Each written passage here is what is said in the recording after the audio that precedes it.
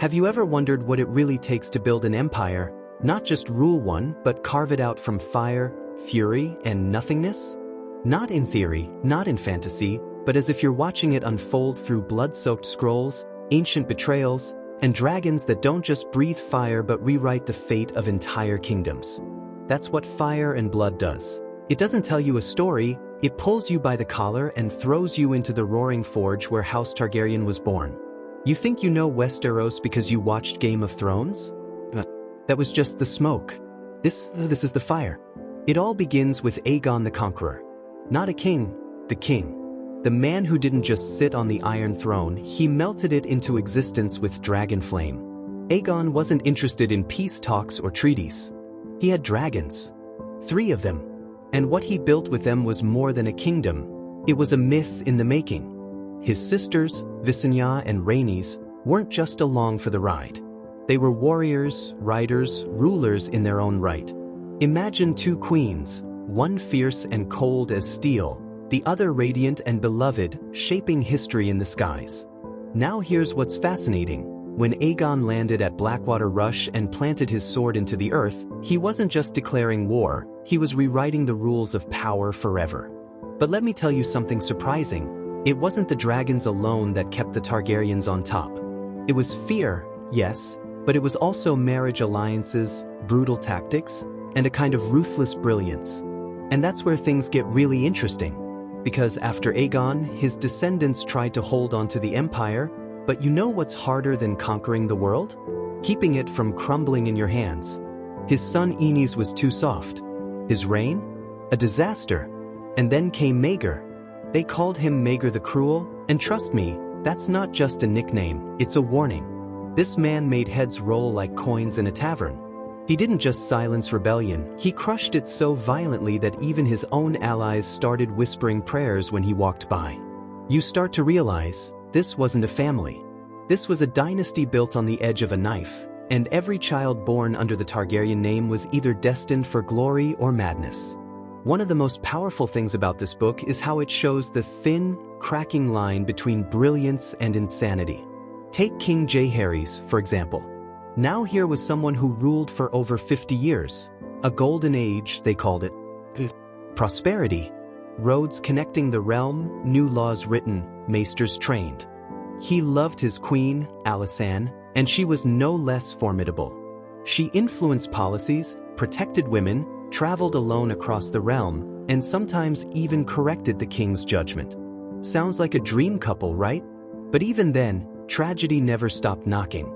Their children died. Some in childbirth. Some from illness.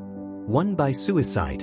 And as the years passed, the shadow of succession began to grow thicker and darker. Because peace doesn't last forever. Not in Westeros. Now imagine this. You're the ruler of the most powerful kingdom in the known world. You've survived rebellions, negotiated with lords who would slit your throat in your sleep, and you've raised heirs. But one question threatens to burn it all down. Who comes next? That question becomes a storm in fire and blood, because once Jaehaerys is old and gray, the question of succession becomes deadly. Rivalries emerge, claims are made, and dragons begin to stir again.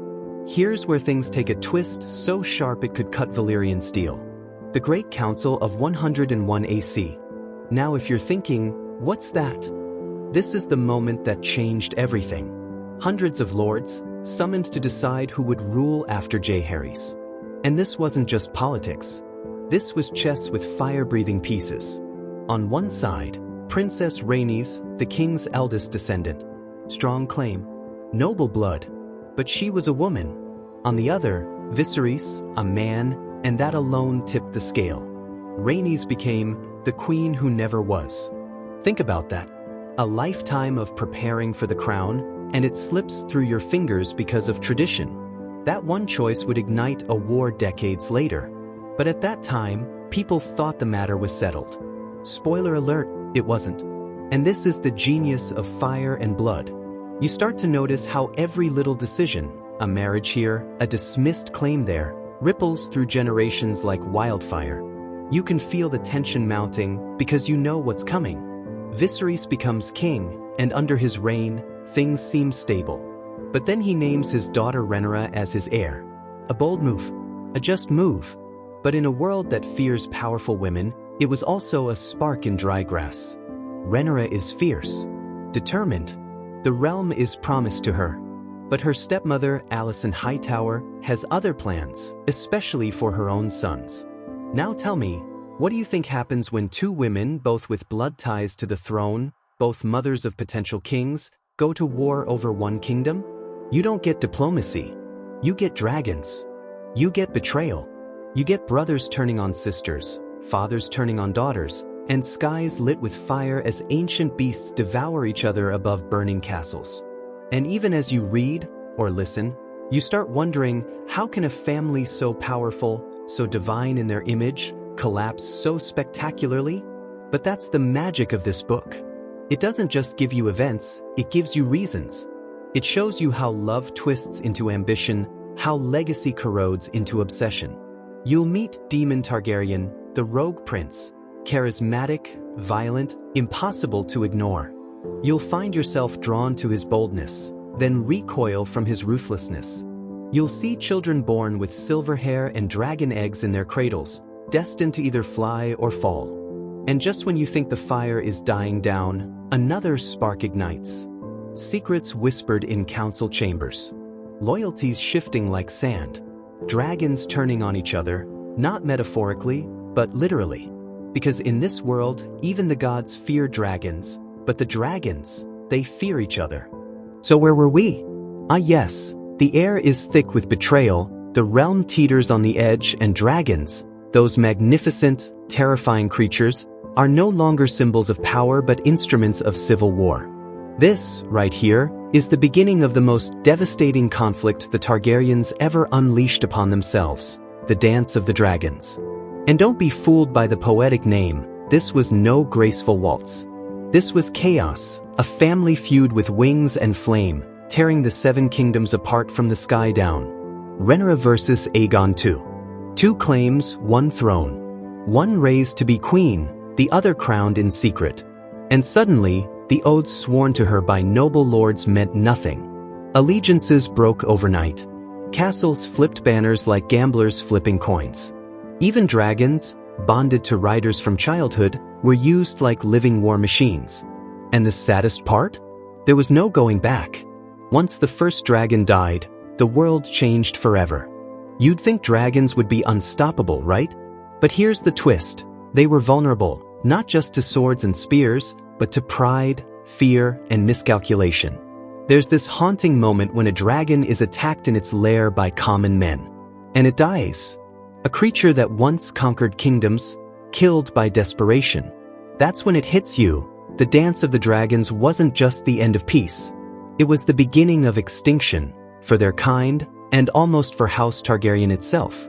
And the tragedies, oh, they just keep coming. Children murdered in cribs.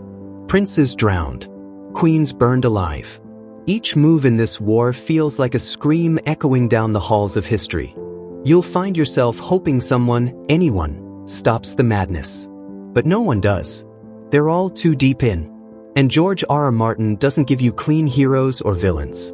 Everyone's complicated, flawed, brilliant, and broken. You'll admire Rhaenyra for her strength, then question her ruthlessness. You'll hate Aegon for stealing the crown, then pity him for how it poisons him. No one walks away clean. And as the war grinds on, dragon after dragon falls. Some in battle, some murdered by mobs, some locked away in dungeons where they slowly rot. And you realize, these creatures, these living gods, were never meant for war like this. They were meant to inspire awe, not annihilation. And as they vanish, so too does the magic. The skies grow quieter. The realm is in ruins. And House Targaryen?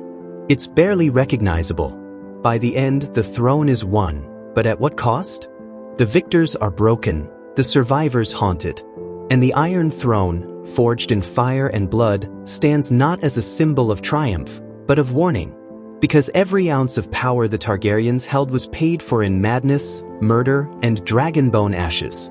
And yet, the story doesn't end there. The fire flickers on. The bloodline continues. Because as long as even one Targaryen breathes, there's always a chance the dragons will rise again. And that's the genius of Fire and Blood. It's not a fairy tale. It's a living history, messy and magnificent. It doesn't teach you how to rule, it shows you the price of trying. And maybe, just maybe, it leaves you wondering, if you had a dragon of your own, would you build a kingdom or burn one to the ground?